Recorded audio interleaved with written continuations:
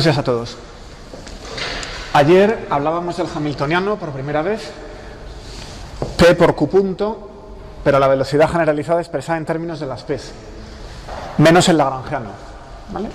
Que es la transformada de Legendre del lagrangiano. A partir de ahí se pueden sacar las ecuaciones de movimiento, que cuando hay un lagrangiano pues son equivalentes, y eran las ecuaciones de Hamilton, estas dos. Q punto es la derivada parcial de h respecto a la P, que si pensamos en un sistema sencillo, como una partícula en un pozo o algo por el estilo, lo que estamos leyendo aquí sería la velocidad igual al momento entre la masa, nada más, una identidad. Y la segunda ecuación, P punto igual a menos la derivada del hamiltoniano respecto a la Q, que en un sistema sencillo simplemente es la segunda ley de Newton, masa por aceleración igual a fuerza, ¿vale? Y el ejemplo que os había puesto inmediatamente era la partícula en un pozo central. El hamiltoniano nos había salido PR cuadrado entre 2m más v de r más un término con p teta y un término con p phi. Y lo último que había dicho es que como p phi era conservado porque phi era cíclica, phi no aparece en el lagrangiano, pues podía cambiar p phi por una constante. Bueno, sabemos de la parte anterior, del capítulo 3, que el movimiento es plano. Eso quiere decir que podemos elegir el eje perpendicular al plano como el eje z y por tanto podemos elegir teta igual a pi medios. Así que teta punto, como teta es constante, es 0 y el seno de teta es 1. Entonces, eligiendo ese plano como el plano del movimiento clásico, este término es 0 porque teta punto es 0, una velocidad angular asociada a teta, y esto es 1.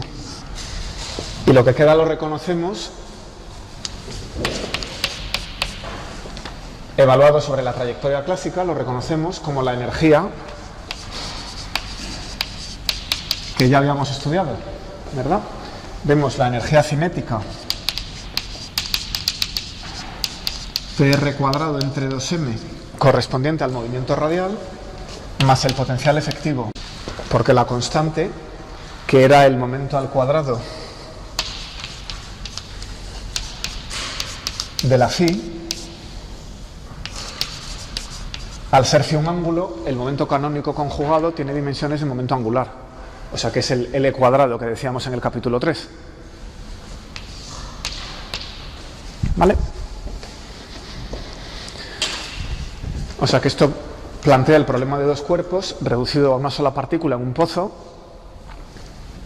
a un problema hamiltoniano, pero lo reconocemos inmediatamente. H es simplemente T más V para el movimiento radial, ¿vale? Ese sistema es natural. Bueno, vamos con otro ejemplo. Este va a ser largo, lo voy a llevar mucho hasta el final. Entonces, el ejemplo que he elegido es el oscilador forzado, que habéis tratado en primero mediante las leyes de Newton. Vamos a repetirlo mediante la mecánica hamiltoniana. Bueno, el oscilador sale en todas partes. Si tenéis un planeta sometido a una perturbación periódica, ejemplo la Tierra, y de vez en cuando Júpiter le da un empujoncito, eso es un oscilador forzado, ¿vale? Hay un forzamiento periódico que es el otro planeta. Si tenéis un circuito LC al que le ponéis una fuente de corriente alterna, lo mismo, es un oscilador forzado. Si tenéis una carga ligada sometida a radiación, la radiación es periódica, pues la carga está ligada en un átomo, en una molécula, y la podéis considerarla como un oscilador, y la radiación la somete a un forzamiento. Un niño en un columpio, un ejemplo mecánico sencillo, eso es otro oscilador forzado. El columpio es un oscilador, y si el niño está empujándose, pues, o alguien le empuja, eso es un oscilador forzado también, ¿vale? El lagrangiano es un medio de mx punto cuadrado menos kx cuadrado partido por 2. Este es el oscilador.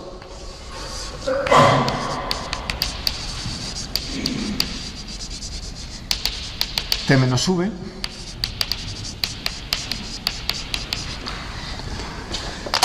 Y ahora le añadimos un término, xf0 coseno de omega t. X es la única dimensión de este oscilador. de manera que la derivada del lagrangiano respecto de x sea fx, considerando solo este término, lo que sale, la parte de f de x que sale de aquí es f0 coseno de omega t. ¿Verdad? Nos ha quedado una fuerza periódica de amplitud constante. Claro, al derivar respecto a x sacamos de aquí la ley de Hooke, la fuerza de un muelle, ¿no? Gracias por cerrar. Bueno, pues vamos a pasar esto a mecánica hamiltoniana. Entonces, ¿qué hay que hacer? Necesito el momento canónico. Así que tenemos que derivar respecto a x punto. Este es fácil.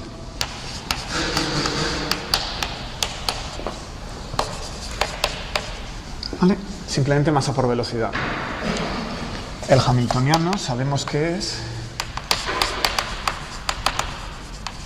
según esta ley, donde estaba, solo hay una variable, así que esa suma simplemente tiene un término. Es x punto por px menos L, que es px cuadrado partido por 2m más kx cuadrado partido por 2 menos x f0 coseno de omega t. Ese cambia de signo, este cambia de signo, este de aquí pasa a ser p cuadrado partido por 2m, ¿vale? Aquí hay un p cuadrado partido por m y le resto un p cuadrado partido por 2m para dejar otro, p cuadrado partido por 2m. Lo voy a recuadrar. Este término y este término se combinan para dar esto, sustituyendo que px es m por la velocidad. Bueno, pues vamos con las ecuaciones de Hamilton. Entonces, la primera, q punto, aquí es x punto, porque solo hay una coordenada que es la x, y la derivada de h respecto a p, lo leo aquí, pues es px partido por m. Hay que derivar esto. Y de nuevo, no es, como ese sistema es muy sencillo, no dice más que velocidad igual p partido por m. Es esta observación. La otra ecuación es la del movimiento. Entonces p.x, esta es más complicada, es menos la derivada de h respecto de x. Luego hay que derivar, ¿dónde está el hamiltoniano? Hay que derivar aquí, eso es fácil, saco un 2 y me queda un kx. Y hay que derivar aquí, si derivo respecto a x queda menos f0 coseno de omega t. ¿Problemas hasta ahí? Sí. ¿Qué he hecho? Más f0 coseno, correcto. Gracias. Bueno, como ya habéis pasado el álgebra lineal, puedo escribir eso como un sistema 2×2. Derivada respecto de t de x px igual 0, 1 partido por m menos k 0 x px más 0 es un más f0 coseno de omega t igual a 0. Así que esas son las ecuaciones de Hamilton. Es un sistema lineal. Esto es lineal en x y p, esto es lineal en x y p, y es no homogéneo, porque tenemos aquí un término que no es proporcional al vector que buscamos. Es un término ahí independiente. La solución general es una solución particular del sistema no homogéneo, y luego tenemos que buscar cómo es el espacio lineal de soluciones del sistema homogéneo. ¿Vale? Y con eso construimos la solución general. Entonces voy a empezar por el sistema homogéneo.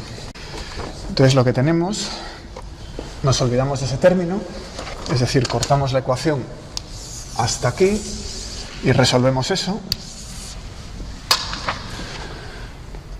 Lo que veo es que la derivada de algo es ello mismo por una constante, excepto que la matriz es la constante es una matriz.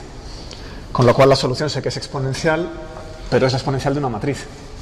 Entonces, xpx como función de t es la exponencial de t veces la constante, 0,1 partido por m menos k, 0, y la exponencial veces el vector xpx en el instante t igual a 0.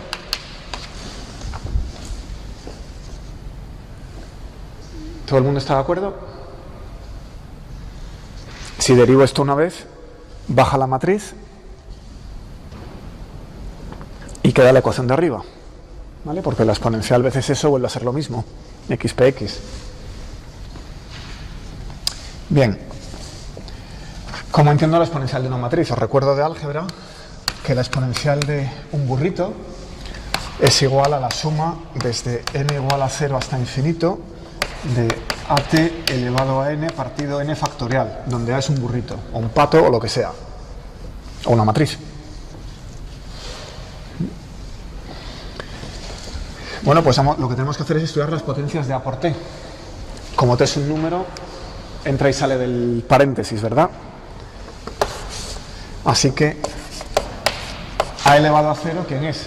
La matriz identidad, 1. A elevado a 1 es simplemente A.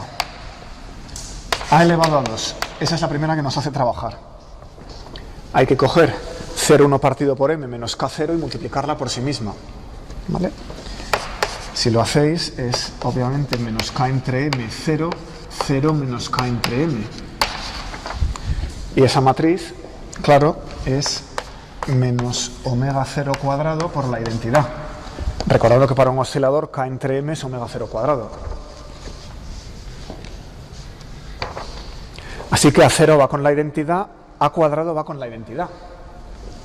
Eso quiere decir que a la cuarta va a volver a ir con la identidad y a la sexta va a volver a ir con todas las pares, ¿no? Van con la identidad. Y las impares, ¿cómo va a cubo? Pues a cubo es A simplemente por esto, o sea que es menos omega 0 cuadrado por A. O sea que las impares lo que van haciendo es coger menos omega 0 cuadrado varias veces y al final una A. Siempre son proporcionales a A. O sea que las pares son proporcionales a la identidad y las impares son proporcionales a A. Y la constante de proporcionalidad va subiendo porque cada vez que saco un A cuadrado recojo un omega 0 cuadrado, un signo. Así que ya lo escribo de una vez. Lo que hay que hacer es dividir las pares y las impares, partir la suma en 2.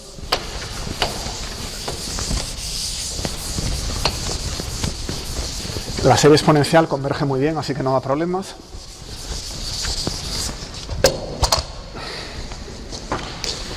Elevado a t es lo mismo que la suma desde n igual a 0 hasta infinito de at elevado a 2n partido 2n factorial. Esas son las pares.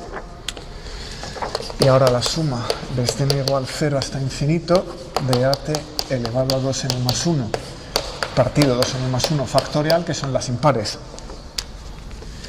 Y esto es lo mismo que la suma desde 0 hasta infinito de menos omega 0 cuadrado t elevado a n entre 2n factorial por la matriz identidad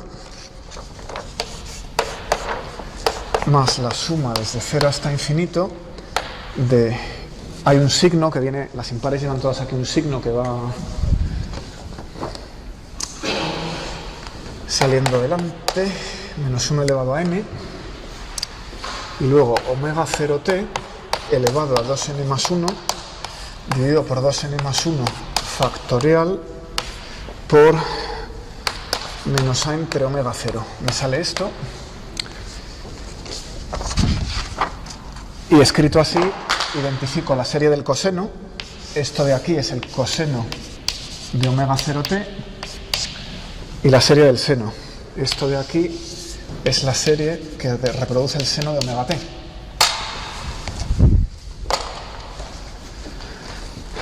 Así que e elevado a t por xp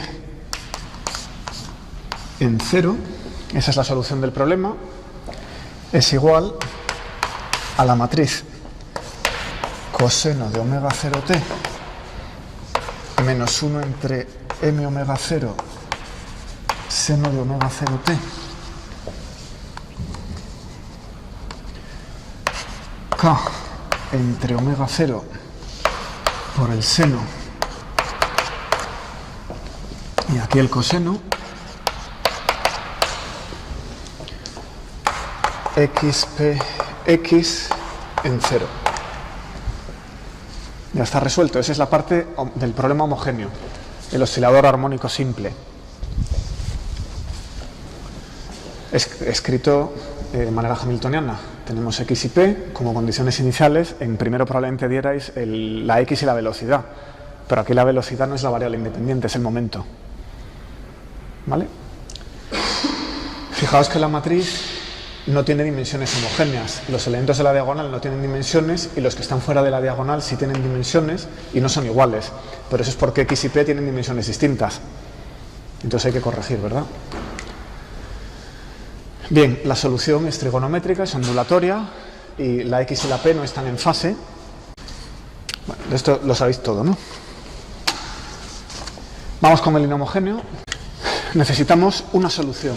Esto va a ser un espacio afín, cogemos una solución del inhomogéneo y luego tenemos aquí un plano de soluciones dadas por dos constantes, x y px en 0. Me voy a limitar al caso resonante. Es decir, voy a elegir que el forzamiento tiene la frecuencia natural del oscilador. Esa restricción física, para simplificarnos un poco el álgebra y no estar aquí mucho rato, lo que quiere decir es que el niño en el columpio siempre se empuja en el momento adecuado, de manera que aumenta su energía. Siempre estira las piernas o las encoge de manera adecuada, con la misma frecuencia, que es la frecuencia natural del columpio, que es la que sale de aquí, omega 0. ¿Vale? Pues con esa pequeña simplificación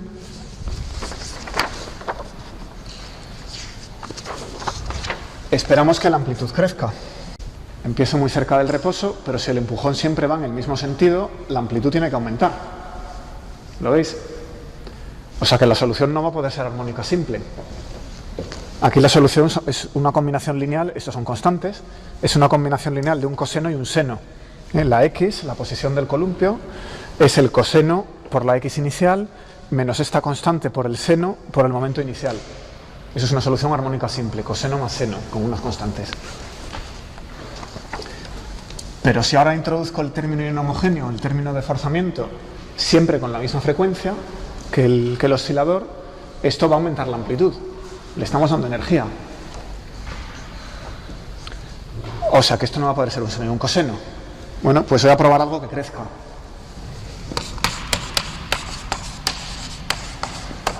Vamos a decir que x va a ser una constante que me voy a dar veces t, voy a ver si crece linealmente, seno de omega t. ¿Vale? Bueno, ¿qué puedo hacer aquí? Voy a derivar, ya que aquí tengo la derivada de x. Así que lo derivo una vez y x punto pasa a ser, la constante la he dejado en minúscula para no confundirla con la matriz, a seno de omega t más at omega coseno de omega t. Hay un término lineal en t y un término armónico. Vale, y esta me la guardo.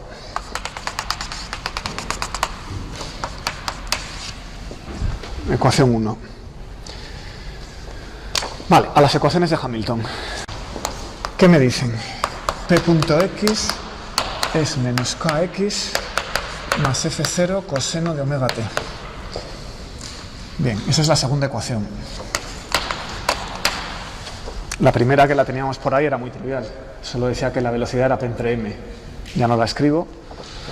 Entonces, P.x tiene la fuerza de Hooke y ahora, como estamos con el caso inhomogéneo, tenemos aquí la fuerza completa, término de forzamiento.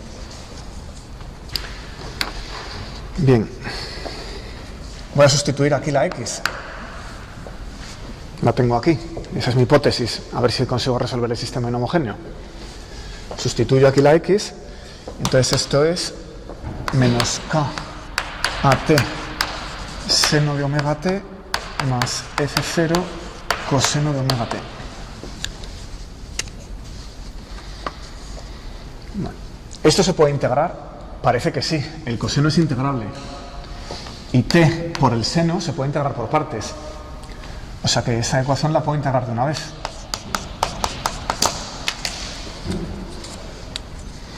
Entonces Px pasa a ser, este por partes me tiene que dar dos términos,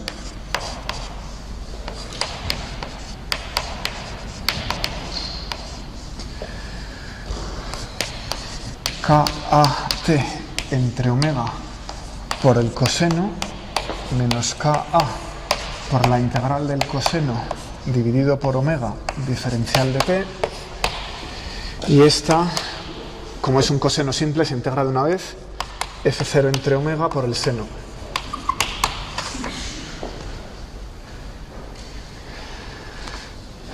Bien, reagrupo un poquito. Entonces es el coseno de omega t por KAT partido por omega, más el seno de omega t por F0 entre omega menos KA entre omega cuadrado.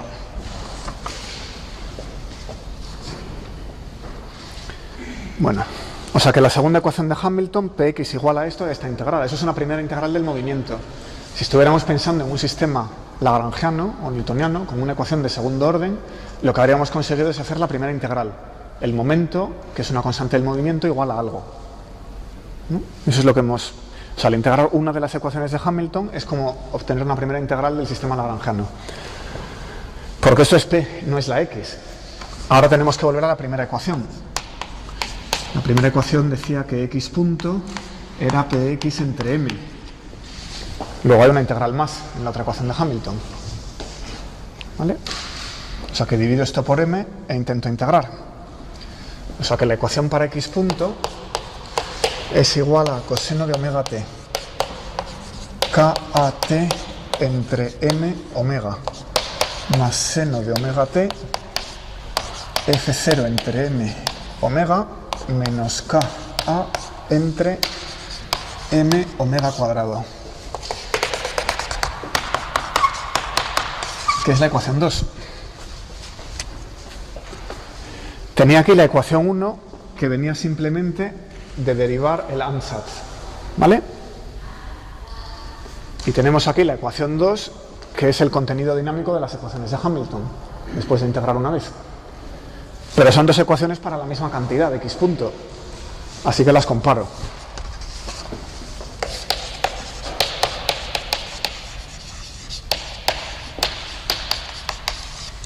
Esta es cierta simplemente por definición de la X, lo que he propuesto, y esta es cierta por las ecuaciones de Hamilton. Si las comparo, ¿qué leo? Deben coincidir. Entonces aquí tengo un coseno de omega t, y aquí tengo un seno de omega t. Aquí tengo un coseno de omega t, y aquí tengo un seno de omega t, que son funciones independientes. Entonces, si las ecuaciones tienen que coincidir para todo tiempo, los coeficientes tienen que ser iguales, porque el seno y el coseno pueden coincidir en un punto. Se cortan de repente en raíz de 2 partido por 2. Pero en general no. O sea que los coeficientes tienen que ser iguales. Bueno, eso quiere decir, si igualo los coeficientes del coseno, obtenemos que omega cuadrado es k partido por m. Fijaos, KT entre m omega igual a a. Y lo que pasa es que tengo que reconstruir, utilizando esto, la omega cuadrado. Las a se cancelan, esta a es a omega. Esa a, no, eso es la derivada. ¿Dónde estoy? Sí, es la derivada, es correcto. A omega igual a ¿dónde está el coseno? Sí, KA entre m omega. Entonces, la a se cancela con la a y me queda un k cuadrado. La m se cancela, no, la m no se cancela, pero me hace falta para reconstruir la omega, que era k entre m, y ya estamos. Es la relación de dispersión habitual de un oscilador armónico. Nada nuevo, ¿vale? Eso es cierto. La del seno es la que no es trivial. Cojo este coeficiente y lo igualo a esa a, y que obtengo 2a igual F0 entre m omega, o lo que es lo mismo, despejo a, bueno, ya está despejado, paso el 2 al otro lado y he acabado. A es F0 entre 2m omega. Con eso satisfacemos la ecuación de que los coeficientes del seno sean los mismos. Eso quiere decir que la amplitud en el sistema lineal homogéneo es un número que no puedo fijar, es una condición inicial. Pero en el inhomogéneo, como el lado izquierdo el lado tal como estoy yo situado ahora es el lado izquierdo de la ecuación de allí, esto me fija un punto, la amplitud ya no es independiente, viene dada por las constantes de la matriz, ¿vale? Pero ya está, con una solución me basta. Una vez que tengo una solución, la teoría general me dice que construyo las combinaciones lineales de soluciones del sistema homogéneo y le sumo una del inhomogéneo, ¿vale? Así que ya tengo una solución del inhomogéneo. Entonces, pues puedo escribir x de t igual a la amplitud, que sé que es f0 entre 2m omega veces t seno de omega t. Eso es la solución particular del sistema forzado. Efectivamente, crece con t. Hemos encontrado una solución que crece con t, como sospechábamos. Esta suposición, este ansatz que hemos hecho, es correcto. Tenemos una solución del sistema inhomogéneo. Bueno, eso en astronomía ha causado un montón de problemas. ¿Por qué? Imaginaos que este oscilador se corresponde a un planeta que está oscilando en su órbita, ¿no? Pensamos en los planetas como osciladores. Y ahora le metemos otro planeta que le produce un forzamiento. ¿Cómo reacciona el primer planeta a ese forzamiento? Como se pongan las frecuencias en un cociente racional o muy cercano, ¿vale? Desde luego si son iguales, pasa esto. Entonces resulta que la amplitud del movimiento del primer planeta crece con t. A eso se le llaman términos seculares. El planeta va recibiendo golpecitos y se va saliendo de la órbita. ¿Cómo es que el sistema solar es bastante estable? Si uno sigue la integración de las ecuaciones de movimiento durante mucho tiempo, eventualmente puede sacar al planeta de la órbita. O sea que estos términos lineales en t eran un quebradero de cabeza. Bueno, hay una solución, claro, que es el amortiguamiento. Si tengo algún mecanismo que disipe la energía que le estoy dando al planeta, pues entonces podemos evitar que crezca con t, podemos estabilizarlo. Vamos a verlo.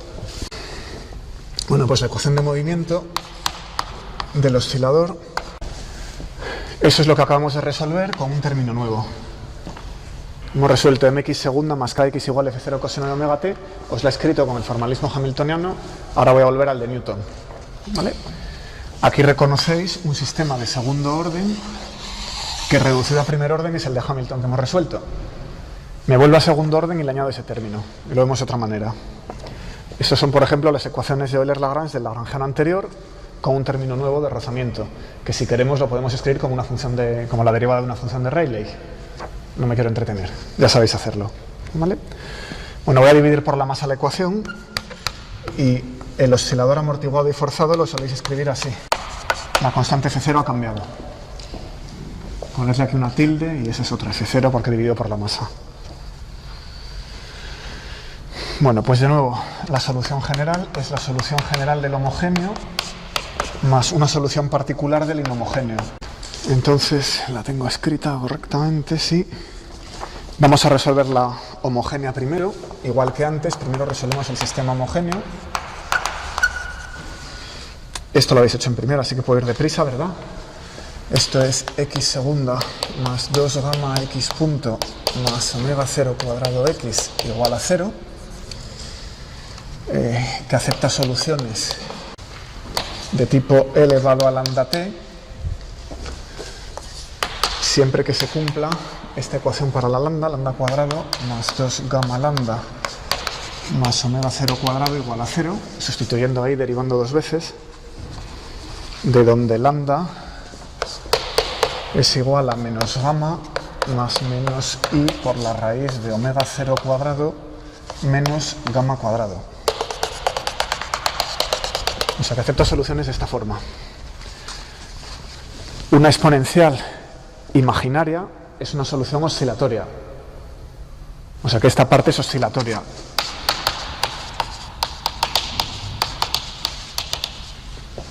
Y esta parte es amortiguada. La amplitud se amortigua con un factor elevado a menos gamma t. Y la parte oscilatoria, bueno, es oscilatoria siempre que omega 0 cuadrado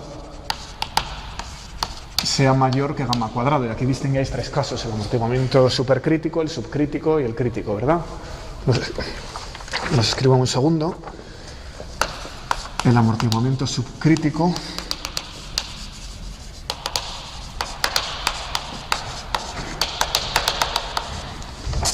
era esa condición, omega 0 cuadrado mayor que gamma cuadrado, y la figura típica que teníais era x de t, tenéis una exponencial decreciente y un oscilador que hace oscilaciones con esa amplitud decreciente, se va amortiguando. Si lo dibujamos en el diagrama de las fases, que es lo nuevo,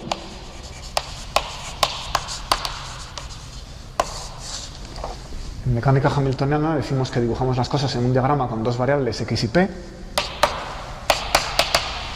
¿no? Entonces, como la solución se va amortiguando, nos vamos metiendo en un punto y px va cambiando de signo, ¿no? Pero se va haciendo un módulo cada vez más pequeño. La velocidad se va apagando, igual que la amplitud. O sea que lo que hacemos es meternos en espiral hacia ese punto. Ese es el oscilador amortiguado. Subcrítico. Tiene tiempo de dar algunas vueltas, puede hacer algunas oscilaciones, pero eventualmente se va apagando. Bien, los otros dos casos pues eran el crítico y el supercrítico. El supercrítico tenía el signo contrario, entonces omega 0 cuadrado es más pequeño que gamma cuadrado, y en esta raíz el signo se vuelve negativo, sale una i, cancela esto y tenemos otra exponencial. En ese caso, la solución era una exponencial directa, ¿vale? Y el oscilador se amortiguaba sin tener tiempo ni de oscilar una vez. Los muelles de un coche los queréis poner aquí, con un oscilador cerca de ser crítico, porque si es subcrítico, ¿qué pasa? Que cada vez que uno coge un bache, ¿no? O sea que tiene que ser un oscilador amortiguado que vaya directamente sufre una sacudida y vuelve, ¿vale? Bueno, y el crítico, pues caso C, este es el B.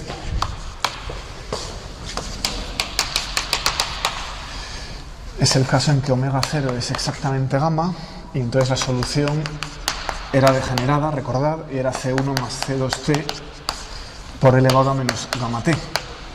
Está casi a punto de hacer una oscilación, pero no lo consigue.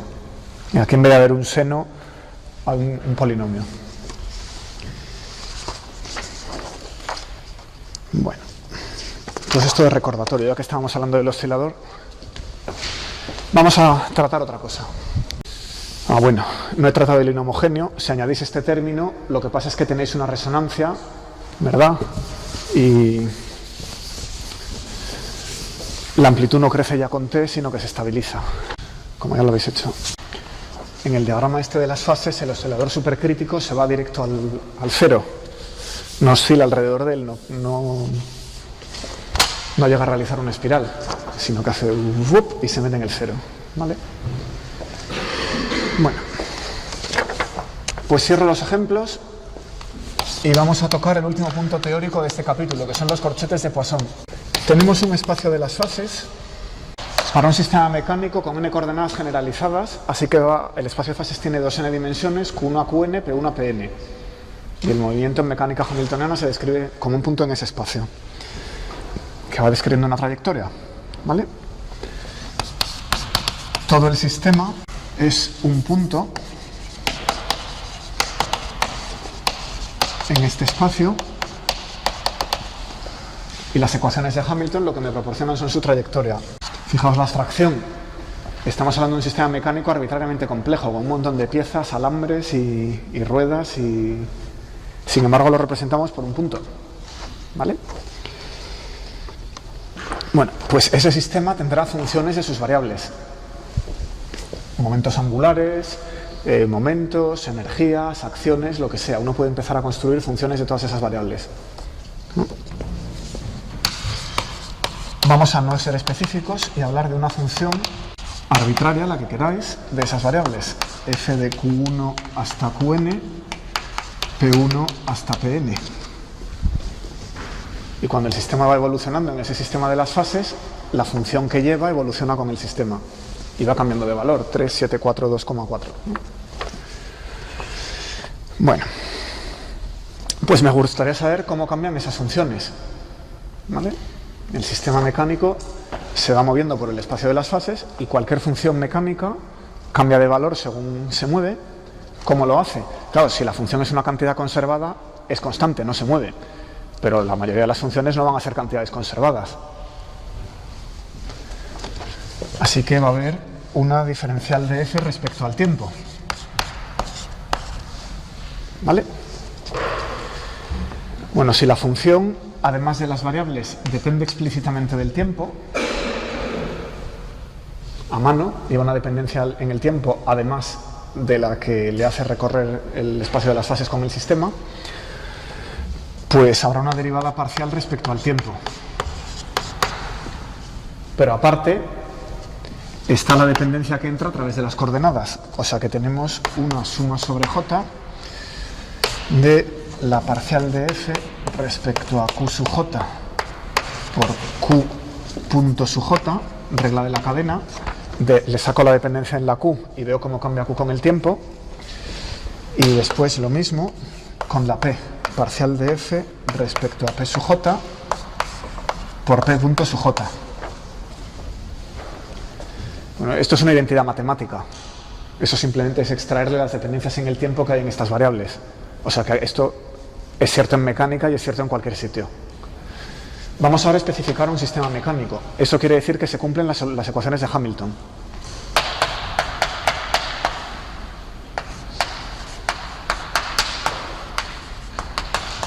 Ahora ya estamos en mecánica. Entonces, ¿cómo queda esa igualdad? La primera derivada no puedo hacer nada, pero las ecuaciones de Hamilton lo que me proporcionan es la velocidad y la velocidad del momento, la tasa de cambio del momento. Eso es de lo que tratan las ecuaciones de Hamilton. Así que la sustituyo. ¿Quién era Q punto? Pues Q punto era la derivada de h respecto a P, que como decíamos, para un sistema especialmente sencillo, sería simplemente el momento entre la masa, para dar la velocidad. ¿Y quién era P punto? Pues P punto sabemos que es la fuerza. Era la derivada del hamiltoniano respecto a la Q cambiada de signo. Cambio el signo y me queda la derivada del hamiltoniano respecto a la P respecto a la Q, es la fuerza, respecto a la Q, por la derivada de F respecto a la P. Me gustaría tener la F y la H en el mismo orden, o sea que esto lo voy a escribir un segundo al revés.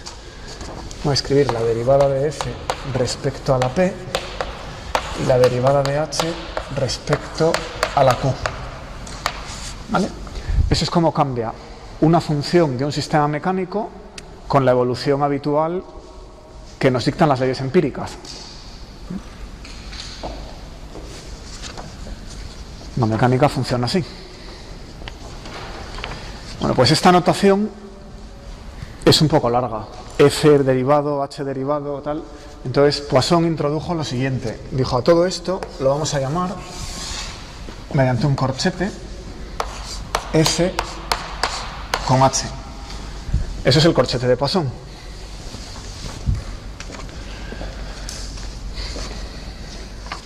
Una vez que defino el sistema mecánico, sé cuáles son las coordenadas generalizadas y los momentos generalizados. Las Q y las P ya las tengo definidas. O sea que esta Q y esta P y esta Q es siempre la misma para cualquier función. ¿Vale? El hamiltoniano del sistema mecánico también lo tengo definido. O sea que esto es una operación que hacemos sobre la F. Me decís una función mecánica, oye, Felipe, cógete el momento angular. Entonces yo cojo el momento angular y lo pongo aquí. ¿Vale? ¿Qué pasa?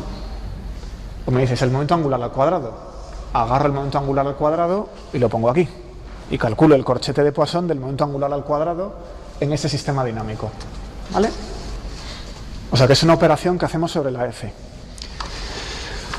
Con esa notación, la derivada de f respecto al tiempo es la parcial de f respecto al tiempo más el corchete de Poisson de f con h. Es lo mismo, esto es solo notación. O sea que esa es la manera compacta de escribir cómo evoluciona una función con el tiempo en un sistema mecánico. ¿Vale? ¿Quién controla la evolución temporal de esa función f? El hamiltoniano.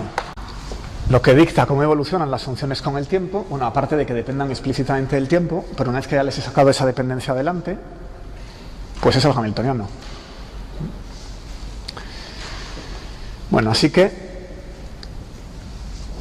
esa es la operación en mecánica con el hamiltoniano que da la evolución temporal, pero una vez que he introducido la definición, puedo definir el corchete de Poisson de cualquier cosa. Así que para dos funciones arbitrarias, f y g, de todas las variables que hemos dicho, el tiempo, las q's y las p's, ¿vale? El corchete de Poisson f con g pues es igual por definición a la suma desde j igual 1 hasta n de la parcial de f respecto a las q sub j parcial de g respecto a las p sub j menos lo contrario, la parcial de f respecto a las p's y la parcial de g respecto a las q's. Esto es un paréntesis, el corchete es aquí. Así. ¿Vale? Eso es una definición. Esto es algo que le hacemos a dos funciones.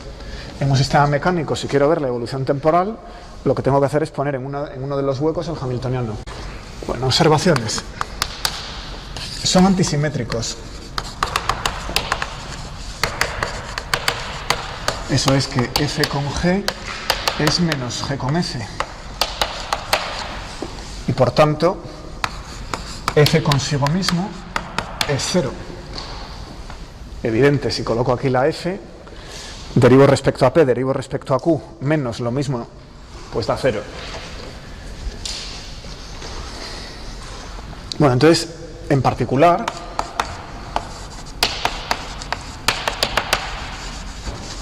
si tenéis como f el hamiltoniano mismo, el corchete de Poisson del hamiltoniano consigo mismo es 0.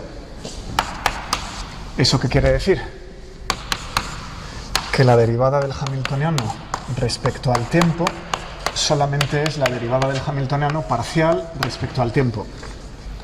O sea, que si el hamiltoniano no depende explícitamente del tiempo, si su única dependencia del tiempo viene a través de las coordenadas, entonces se conserva. En un sistema autónomo el hamiltoniano se conserva.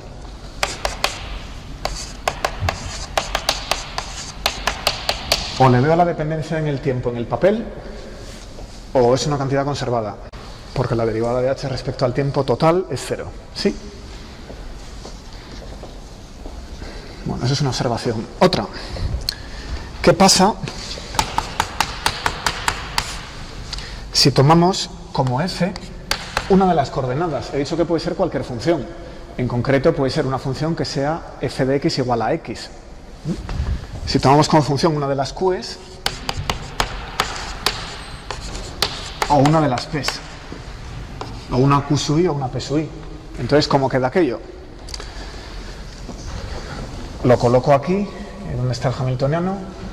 Vamos a sacar la derivada respecto al tiempo de una de las q's. Pues lo tengo que poner aquí y operar. Pero claro, la derivada parcial de f respecto a q, si f es una de las q's, eso es una delta de Kronecker. O es 1 si es la misma, o es 0 si es otra. Lo mismo aquí con las p's. Si cojo una p, ese término es 0, pero este de aquí, si es p y con pj, es delta de ij, es la delta de Kronecker. Y si es q y con pj, entonces es 0. O sea que esto es muy fácil de operar. Vamos a sacar la derivada de pi respecto al tiempo que obtenemos, parcial de pi respecto al tiempo, pero eso es 0, ¿vale? Recordemos que la función era una función de las t's, de las q's y de las pi's. Pi es una variable independiente al construir estas funciones. Entonces, si cojo precisamente pi es una de estas variables, luego no depende de q explícitamente y no depende de t explícitamente, solo depende de pi. Así que no hay derivada parcial, eso no tiene sentido. Bueno, ahora voy a construir el corchete de Poisson. Entonces, esto es la suma sobre j de la parcial de pi respecto a q sub j, la parcial de h respecto a p sub j, menos la parcial de h respecto a q sub j por la parcial de p sub i respecto a p sub j. Hemos dicho que las p's no dependen de las q's, porque son una de mis variables independientes en mecánica hamiltoniana. Así que ese término es cero, por definición de las variables. Este fuera. Y este de aquí, hemos dicho que era la delta de Kronecker. Si esto es px, no depende de py. Y si es px, sí depende de px y la derivada es 1. Así que es una delta. Bueno, ¿qué me queda? Tengo la derivada de h respecto a q sub j por delta y j. Esto es 0, salvo que j sea igual a i. O sea que de toda esta suma solo queda un término, que es el que tiene j igual a i. O sea que la delta lo que hace es poner en vez de j, i. Así que queda que p punto sub i es menos la parcial de h respecto a q sub i. ¿Y eso qué es? Eso vuelve a ser la ecuación de Hamilton. Fuerza dividido por fuerza igual a derivada del momento respecto al tiempo, ¿no? Bueno, y si lo hacéis con la q, obtenéis la primera ecuación de Hamilton. Si repetís con la qi, obtenéis la primera. ¿Vale? Bueno, otra observación que me acerca a la física cuántica.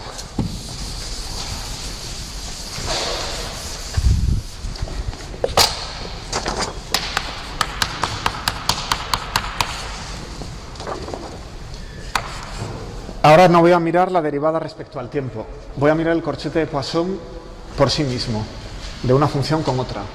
Es decir, no cojo el hamiltoniano en particular. Bien, entonces voy a mirar el corchete de Poisson de una q con otra q. ¿Y esto qué da? Pues os dejo el ejercicio. Da 0 para todo y j. ¿Vale? Y lo mismo con las p's. Si cogéis una de las p's y sacáis su corchete con una de las p's, eso da 0. Esto os va a volver a aparecer en física cuántica. Bien, ¿qué pasa si tomo una de las q's con una de las p's? Pues la metéis en el corchete de Poisson, derivo q respecto a q, p respecto a p, y en el otro término derivo q respecto a p y p respecto a q. Solo queda uno de los dos términos, el otro, el cruzado, es 0 porque son independientes, y vuelve a ser una delta de j. Eso resulta ser una delta de Kronecker. Y lo mismo si cambio el orden. Claro, pj, como los corchetes son antisimétricos, si cambio el orden simplemente meto un menos. Pues una última observación sobre la formulación hamiltoniana y he acabado. Entonces, esta es sobre las transformaciones de coordenadas. En mecánica lagrangiana sabemos que podemos cambiar coordenadas. Hemos inventado todo esto de las coordenadas generalizadas para no tener que usar las posiciones o los ángulos de nada. Podemos coger las que queramos, lineales, no lineales, lo que sea. Entonces, en mecánica lagrangiana, ¿qué cambios de coordenadas están permitidos? Pues puedo pasar de Q1, Q2 hasta Qn y el lagrangiano a unas Q-tildes o phies, phi1, phi2 hasta phi-n, y un lagrangiano modificado que dependa de las phies. ¿Vale? El lagrangiano modificado será el original evaluado en las q's, pero sustituyendo q por q de phi. O sea que este lagrangiano modificado depende de las phies. Y ya no puedo cambiar las velocidades. Una vez que he movido las coordenadas, como las velocidades son sus derivadas, puedo calcularlas. No puedo definirlas, ya están fijadas. O sea que en mecánica lagrangiana los cambios de coordenadas son de este tipo. Las Q's pasan a las Phi's y he terminado. Y a partir de ahí es deductivo. Saco el lagrangiano, saco las velocidades. ¿No? Bueno, ¿qué pasa en mecánica hamiltoniana? Si lo formulamos todo en términos de un hamiltoniano, las Q's y las P's, los momentos, en vez de las Q's y las velocidades. Entonces habíamos dicho que en principio puedo mezclar las Q's con las P's. Parece que tengo más grados de libertad. Q1, Q2 hasta Qn, P1, P2 hasta Pn, los puedo mezclar entre ellos e ir a parar a Phi1 hasta Phin, Pi1 hasta Pn. Y una vez que lo tenga, recalculo el hamiltoniano. Empecé con un hamiltoniano y le cambio las coordenadas. Excepto, aquí aparecería que tenemos 2n grados de libertad para cambiar, ¿no? Excepto que hay que respetar esta estructura. Aquí hay una estructura algebraica, que son estos corchetes, y esto no se puede tocar, porque entonces el sistema deja de satisfacer las ecuaciones de Hamilton. Si uno cambia las coordenadas, reconstruye el hamiltoniano, y resulta que con las nuevas variables los corchetes de Poisson no se satisfacen, eso es que como los corchetes de Poisson los hemos deducido, hemos visto que contienen las ecuaciones de Hamilton, si esto no se cumple, las ecuaciones de Hamilton tampoco. O sea que los cambios de coordenadas permitidos en mecánica hamiltoniana son los que pueden mezclar las Q's y las P's, no hay problema, pero se tienen que satisfacer con las coordenadas nuevas los mismos corchetes de Poisson. O sea que Phi 1 con Pi 2, por ejemplo, tiene que ser 0. ¿Vale? En general, Phi I con Pi J tiene que ser la delta de Kronecker delta IJ. Y lo mismo, Phi con Phi tiene que ser 0 y Pi con Pi tiene que ser 0. Bueno, las transformaciones de coordenadas que satisfacen esto, que dejan los corchetes de Poisson invariantes, se las llama transformaciones canónicas. Y aquí se abriría otro capítulo de la mecánica que no voy a tratar. ¿Vale? Esto lo vamos a dejar aquí. Entonces, con esta observación, que las transformaciones son más generales en mecánica hamiltoniana porque puedo mezclar las Q's y las P's, pero cuidado, hay que satisfacer los corchetes de Poisson. ¿Vale? Esto os parecerá muy abstracto, pero dentro de 3 años, mediante este método, por ejemplo, podéis explicar la superconductividad. Cuando sepáis bastante estado sólido y electromagnetismo y física cuántica y tal, la teoría de la superconductividad es una transformación canónica, combinada con el método variacional. Ya lo veréis. Bueno. Entonces cerramos la teoría y como queda algo de tiempo empezamos con los problemas. El primer problema es una puerta de 3 paneles que se ha quedado atascada a mitad de la altura. Entonces hay un panel que ya está verticalmente, luego hay otro panel que está inclinado a mitad de la puerta, formando un ángulo de 45 grados, y hay un tercer panel que ya está en posición horizontal sobre los raíles de la puerta. ¿Vale?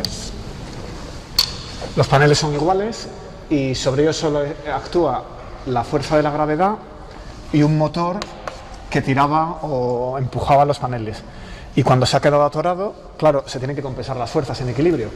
Pero el problema pide que lo hagamos mediante el método del trabajo virtual, para practicar con aquello de D'Alembert.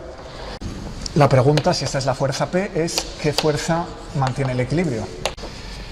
Tenemos que aplicar el método de los trabajos virtuales, que dicen que si estoy en equilibrio, cualquier pequeño desplazamiento virtual no va a realizar trabajo. Las fuerzas están en equilibrio y el trabajo se compensaría el de unas con el de otras. Bien, pues vamos a desplazar la puerta. ¿Qué coordenada generalizada convendría utilizar aquí? Pues una longitud que sea el desplazamiento de los 3 paneles hacia arriba o hacia abajo. Así que mi desplazamiento virtual va a ser un delta L.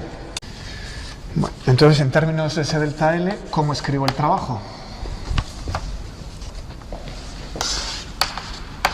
¿Cómo sería el trabajo virtual si esto se desplazara un epsilon? Bien, este panel se movería un poquito. Entonces, masa por gravedad por altura me daría una contribución al trabajo, ¿no? La energía potencial gravitatoria se transformaría en trabajo. Esto es mg por delta L. ¿Vale? El panel va hacia abajo. Bueno, este otro sería parecido, excepto que su desplazamiento vertical, como está con un ángulo de 45 grados, llevaría un raíz de 2 partido por 2. El segundo panel es MG, seno de 45 grados por delta L. Y este de aquí, como está en posición horizontal, al desplazarlo la gravedad no me daría ni me quitaría energía, así que no tengo que realizar trabajo, el trabajo es cero. Aquí la gravedad realiza trabajo, allí no. Finalmente la fuerza. Si el panel se desplazara hacia abajo, haría trabajo contra la fuerza que lo sujeta. O sea que este término lleva signo contrario y es la fuerza por delta L. Principio de D'Alembert, esto es cero. Y de aquí despejamos P. El desplazamiento virtual se cancela y despejo P, que es mg por 1 más raíz de 2 partido por 2. Esa es la solución. Ahí tenemos la fuerza que sujeta la puerta en función de mg. La fuerza es vertical. El desplazamiento es en esta dirección. Este ángulo es 45 grados. Y la proyección del desplazamiento sobre la fuerza es el coseno. Muchas gracias. Totalmente de acuerdo. Bueno, el número 2 nos pide que volvamos a obtener la ecuación de la catenaria. Y luego tiene una parte más difícil. Vamos a empezar por la catenaria a partir de la ecuación de Euler-Lagrange. Esto es para practicar con la ecuación de Euler-Lagrange, simplemente. En un problema que ya hemos resuelto. Entonces se trataba de tomar la variación de este funcional. Esto era el elemento de longitud de la cadena. Y luego teníamos y de x menos lambda. Y esa variación tiene que ser cero. Esto era la longitud de la cadena. Este multiplicador al final garantizaba que la cadena tuviera la longitud dada. Y eso es el potencial. Y lo que pasa es que hemos dividido por la gravedad y la densidad. Los factores gravedad y densidad de la cadena se han metido en el multiplicador. Como está igualado a cero, se pueden poner en cualquiera de los términos. ¿Vale? Hasta ahí habíamos llegado con el planteamiento físico. Y ahora simplemente es aplicarle las ecuaciones de Euler-Lagrange a ese funcional. Es decir, en vez de ir paso a paso con las variaciones, ya lo hacemos de una vez. Vamos a tomar la parcial de f respecto a y, y eso es, y está aquí, si derivo una vez queda un 1 y me deja la raíz, 1 más y' cuadrado. Todo lo que está dentro de la raíz es el funcional. Eso es la f. Bueno, eso técnicamente es una función, hasta que no lo integre no es un funcional. ¿Vale? Pero lo que dice el método variacional de Euler-Lagrange es que para minimizar el funcional tengo que sacar las ecuaciones de Euler-Lagrange sobre la función que integra el funcional. Bueno, entonces, también me hace falta la derivada de f respecto a y'. Y' la tengo aquí. Y esto es y menos el multiplicador dividido por 2 veces la raíz por 2y'. Cancelo los doses y no tiene más misterio. Esto es, lo voy a escribir al revés, y' entre la raíz por y menos el multiplicador. Bueno, pues la ecuación de Euler-Lagrange decía que la derivada respecto a x de la parcial de f respecto a y' menos la parcial de f respecto a y es 0. En mecánica lagrangiana, para cosas que se mueven, aquí tendríamos la derivada respecto al tiempo, la derivada de f respecto a la velocidad, menos la derivada de f respecto a la coordenada generalizada. Pero para cualquier funcional que solo llega hasta primer orden en derivada, siempre es esta ecuación. Así que podemos derivarla. Sustituimos aquello aquí dentro. Y queda que la derivada respecto a x de y' entre la raíz por y menos lambda raíz de 1 más y' cuadrado es 0.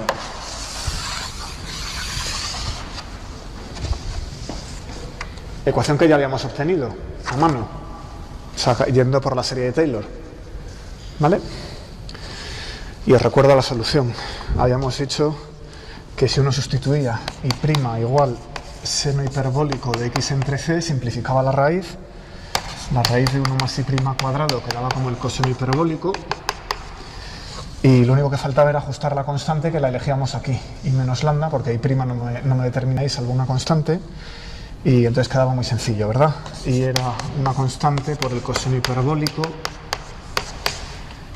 más lambda. Esto ya lo hemos hecho. El ejercicio era llegar hasta aquí. Bueno, ahora viene la parte difícil de esto. La siguiente parte no se puede resolver analíticamente, o por lo menos no se me ha ocurrido cómo. ¿Quién es voluntario, voluntaria?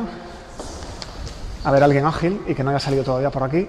La pregunta del problema es la forma que va a tomar la cuerda. Dale fuerte. ¿Qué forma toma la cuerda? Acércate más para acá. Ah, no puedes acercarte más. No sé cómo va a salir. Bueno, gracias. La ecuación a la que vamos a llegar yo no sé resolverla. Si a alguno se le ocurre me lo dice. Pero se puede resolver numéricamente fácilmente. ¿Vale? A ver. Esa es la idea. Básicamente, si la velocidad angular es grande, la fuerza centrífuga es mayor que la de la gravedad. Luego la primera aproximación es despreciar la gravedad y quedarse con la fuerza centrífuga. Pero entonces, ¿qué funcional tengo que minimizar? Buscamos esa curva, vamos a poner el eje Y hacia arriba, el eje X hacia la derecha, y claro, la cuerda está en un plano que gira. Ese es el eje de las manos, que aquí es el eje X, ¿verdad? Y la cuerda está girando con una velocidad angular omega, que luego del vídeo podemos sacar con qué velocidad angular le dabas tú. J rebota. Bueno, entonces, va a haber una fuerza centrífuga que está dirigida hacia afuera del eje, que es omega cuadrado R por diferencial de M para cada elemento de la cuerda. Me voy a poner claramente en ese plano. Nos ponemos en el plano giratorio, es un sistema no inercial, hay una fuerza centrífuga y la gravedad la despreciamos. No es una mala aproximación, ¿vale? Siempre que las manos se mantengan en la misma línea, más o menos, para que sea un plano que gire. Si no, además la estamos acelerando lateralmente. Pues para minimizar necesito un potencial. Tengo que escribir un potencial V. Entonces el potencial que viene de esta fuerza, si eso es una fuerza y derivando este potencial tengo que sacar aquello, pues se me ocurre algo así. Rho diferencial de L, que es el diferencial de masa, eso es la densidad lineal por unidad de longitud de la cuerda, veces omega cuadrado R cuadrado partido por 2. Y tal como lo he escrito, la fuerza centrífuga va hacia arriba y el potencial es menos el gradiente, o sea que necesito un signo menos. Con la elección de signos creo que necesito aquí un menos. Bien, voy a escribir esto en términos de lo que podemos minimizar por ahí, ¿no? Entonces esto lo voy a escribir como menos rho omega cuadrado partido por 2 y cuadrado, porque la R, la distancia a este eje aquí es Y, ¿no? O sea que es lo mismo que la Y. Rho de L omega cuadrado, Y partido por 2 y el elemento de longitud que es 1 más Y' cuadrado diferencial X. Eso es. Entonces eso me lo tengo que llevar a una integral y tengo que imponer un multiplicador para que la longitud de la cuerda sea constante, para poner la ligadura. Con lo cual de X raíz de 1 más Y' cuadrado igual que antes.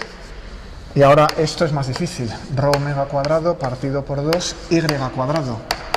Esto es distinto de la catenaria anterior, menos lambda. ¿Vale? Si pasamos a la lambda tilde, que es lambda entre rho omega cuadrado, saco ese factor. Al igualar esto a 0 obtengo la ecuación, esa condición más el que la longitud sea constante me proporciona la función y de x, que es lo que busco. O sea que esto es una ecuación para y de x.